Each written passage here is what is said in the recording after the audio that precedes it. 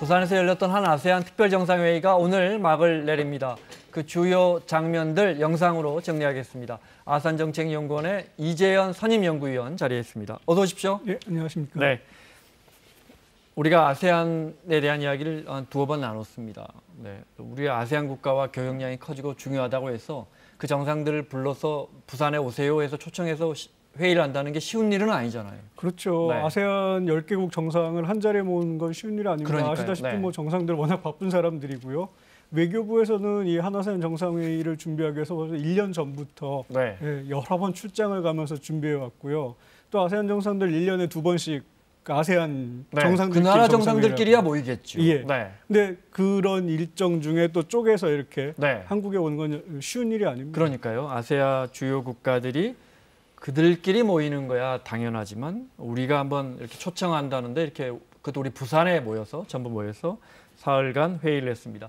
자, 각 정상들 문재인 대통령이 맞이하는 모습 볼까요? 네.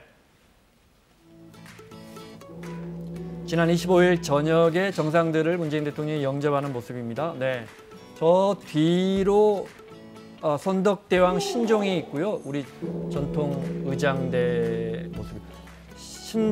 신종이 은은히 울리는 그 홀로그램으로 된 신종인데 여기는 지금 이제 여기는 인도네시아 대통령. 문재인 대통령이 환영을 하는 네. 인사가 그 조코 위도도 인도네시아 대통령입니다. 근데 만 58세로 아세안 국가 정상 중에 가장 나이가 어린 정상이고요. 2014년 군 경력이 없는 최초의 민간인 출신으로 직선제 대통령이 됐습니다. 여기는 마하티르 대통령. 마하티르 대통령은 또 정반대로 가장 최고령입니다. 네. 만 94세 대통령이고요. 22년 동안 철권 통치했다가 야당 대통령 정계 은퇴를 했다가 야당 대통령으로 다시 또 당선되는 네. 여기는 아주 특이한 경력을 갖고 대통령 있습니다. 너무 네. 유명한 분이시죠. 네. 범죄와의 전쟁으로 검사 출신인데 너무 강경하게 진압해서 거칠게 그렇습니다. 부패와의 전쟁을 하고 건강이 있죠. 좋지 않다는 얘기도 있었는데 다행히 네. 이번에 참석을 했습니다. 저 뒤에 선덕대왕 신종은 홀로그램입니다. 네. 네. 지금 들어오신 분 아웅산 수치. 네. 88년부터 아웅산의 약간 미얀마의 민주화를 이끌어왔고 아웅산이 사실 아버지인 독립 네. 영웅이었었죠.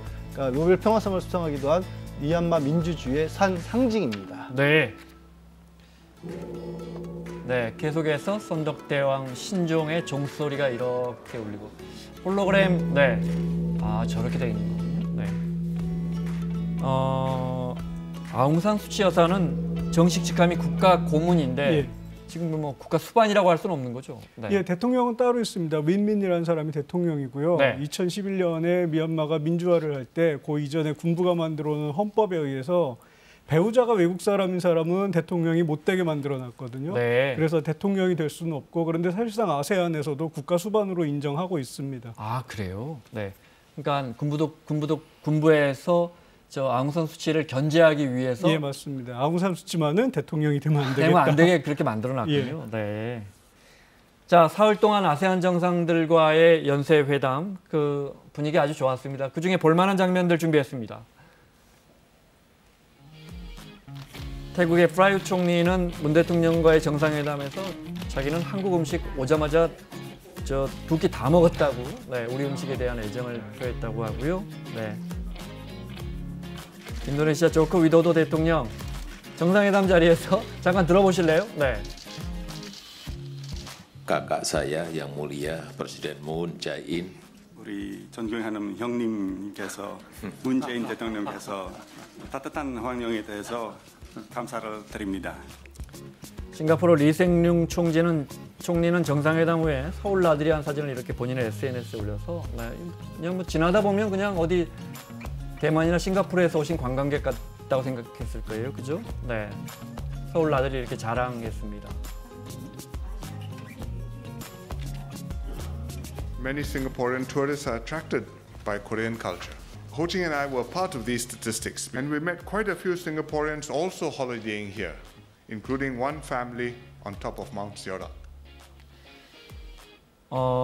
인도네시아 조코 위도도 대통령이야 뭐 문재인 대통령보다 연하니까 형님이라는 표현을 쓴 것 같고요. 네. 그래도 뭐 연하기 때문에 존경하는 형님이라는 표현은 안 쓰잖아요. 보통 정상들이. 네. 앞서 제가 말씀드렸던 것처럼 원래 조코 위도도 대통령이 민중항쟁당 소속이었어요. 아, 그래요? 최초의 군 인사가 아니라 민간인 출신 대통령 이라고 볼 수 있고요. 네. 직선제조 대통령이에요. 그런 면에서 민주화 경력을 갖고 있는 문재인 대통령에 대해서 잘 알고 있지 않나. 네. 아마 그런 마음들을 같이 담아서 존경하는 대통령이라고 하는 형님이라고 하는 표현을 사용하지 않았나 싶습니다. 네.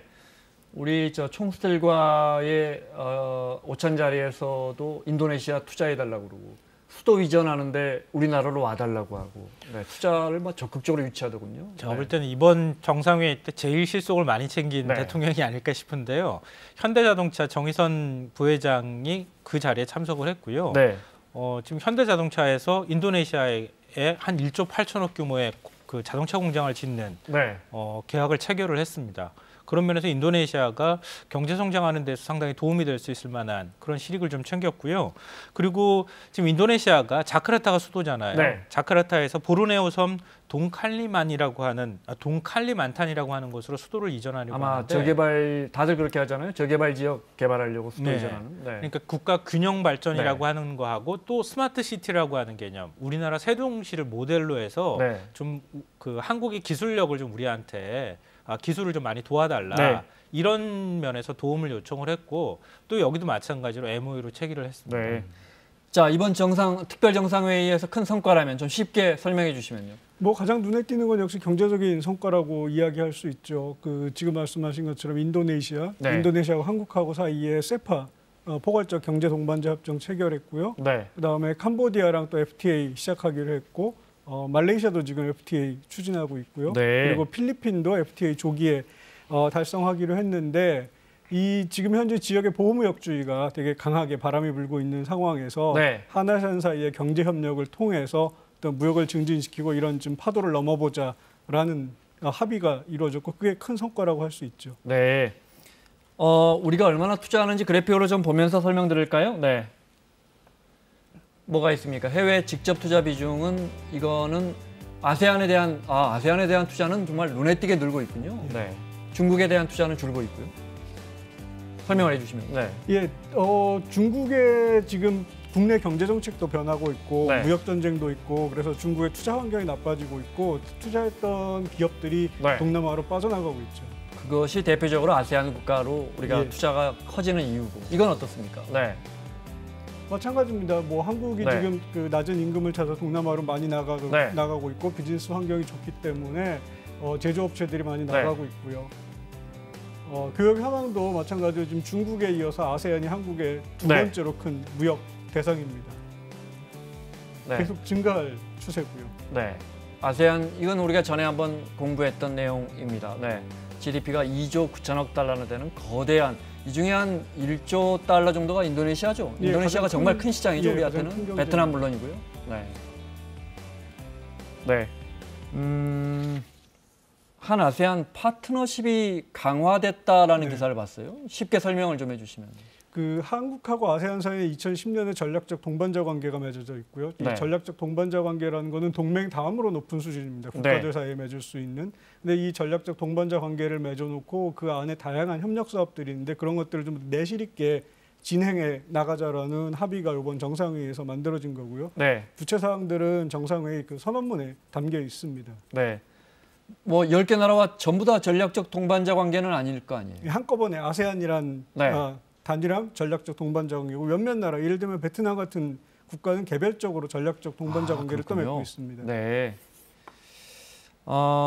이번 행사 주관한 탁현민 자문위원이 정상들 앞에서 환영만찬 며칠 전에 여기 출연했었는데 환영만찬 갈라쇼 제일 신경 쓰인다 그랬는데 얼마나 잘했는지 한번 영상으로 보겠습니다. 네.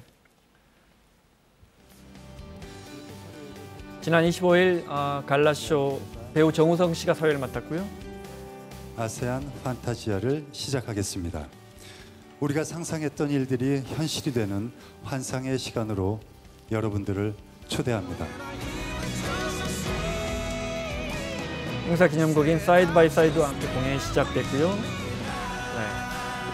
동남아의 최고 유명 가수들이 만든 노래입니다. 그리고 현아 씨가 나와서 저 보면 이제 모션 캡처를 해서 앞에 사람이 움직이면 뒤에 영상이 그대로 따라하죠. 네. 그런데 앞에 이제 실물 영상이 나타납니다. 보세요. 현아 씨가 나타나고 현아 씨는 실물이고요. 네. 가수 연하가 나타나고, 네. 모션 픽처가 나타났죠. 네. 같이 춤을 추죠. 네. 누가 사람이고 누가 디지털이고 누가 현실인지, 네. 각국 정상들 앞에서 보여주는. 네. 조금 더 볼까요? 네. 여기서 사라집니다, 갑자기. 네. 네, 사라지는 장면까지 보겠습니다. 타케민 자문위원이 아마 우리 IT 기술력도 보여주고 싶고 한류도 보여주고 싶으니까 그렇죠. 저걸 기억한 것 같아요. 그러니까 네. 지금 이제 차세대 IT 기술로 가장 각광받는 것 중에 하나가 가상현실 VR에다가 증강현실이라는 부분인데 네. 그걸 뒷받침해 주는 게 5G로 데이터가 굉장히 많이 전송이 돼야 되는 거거든요. 네. 거기에 당연히 아시겠지만 아시아에서 아세안 국가들 한류 열풍, 요즘 아시아 가보신 분들 아시겠지만 마트에 우리 배우들 얼굴 쫙 깔려 있거든요. 네. 그 두 개를 절묘하게 결합을 시킨 거죠. 환상의 시간으로 오늘 한 메콩 정상회의는 어떤 겁니까, 박사님? 메콩강 주변에 5개 나라가 있습니다. 캄보디아, 라오스, 미얀마, 태국 그리고 베트남 이 5개 나라가 90년대 중반부터 자체적으로 이제 협력을 해오고 있는데 네. 한국은 2011년부터 외교장관 회의를 해왔었습니다. 네. 근데 올해 이제 한아세안 정상회의 계기에 한 메콩 정상회의로 격상을 했죠. 이 메콩 지역 네. 국가들 경제 성장 잠재력이 상당히 큽니다. 그래서 한국한테도 되게 좋은 시장이 될 거고요. 네. 저 메콩강 주변의 나라들이, 그러니까 중국의 서남 쪽 아니에요? 예, 네. 맞습니다. 서로 협력하는 건 당연히 이해가 되는데 이 나라와 한국과 협력하자 하는데 이렇게 순조롭게 일이 풀려나갈 수 있습니까?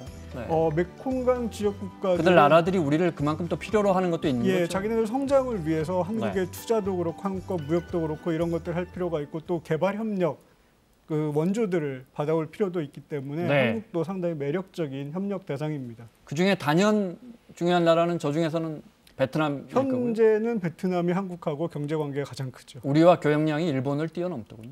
예, 그 한국이 아세안이랑 교역하는 거에 거의 절반 가까이가 사실은 베트남이랑 이루어지고 있습니다. 그 다음으로 중요한 나라를 꼽으신다면? 그 다음으로 중요한 나라면 아무래도 인구가 가장 크고 국토가 큰 인도네시아가 중요할 것 같아요. 앞서 말씀드린 예. 네, 거의 인구가 뭐 3억 명에 육박하니까요. 알겠습니다. 시간이 별로 없어서 보시기에 이번 행사 중에 가장 인상 깊었던 내용이나 장면이 있다면요? 저는 이번 정상회의가 보통 정상회의 하면은 그 닫혀진 방에서 정상들끼리 네. 만나서 합의를 내는데 끝나는데 이번에는 부사대 여러 가지 문화 행사들이 열렸거든요. 네. 그래서 시민들이 참여할 수 있는 정상회의가 됐다. 네. 아세안의 문화를 알릴 수 있는 계기가 됐다라는 점이 가장 인상적이었습니다. 네, 알겠습니다. 자, 남쪽으로 가야 하는 시대가 열렸고요. 네, 우리가 이제 너무 우리 주변국들 특히 미국, 일본, 특히 중국에 의존하는 우리 교역을 남쪽으로 돌리자 해서 신남방 정책도 하고 있고 또 그들 나라들이 또 유독 우리를 반깁니다. 기다리고 있고.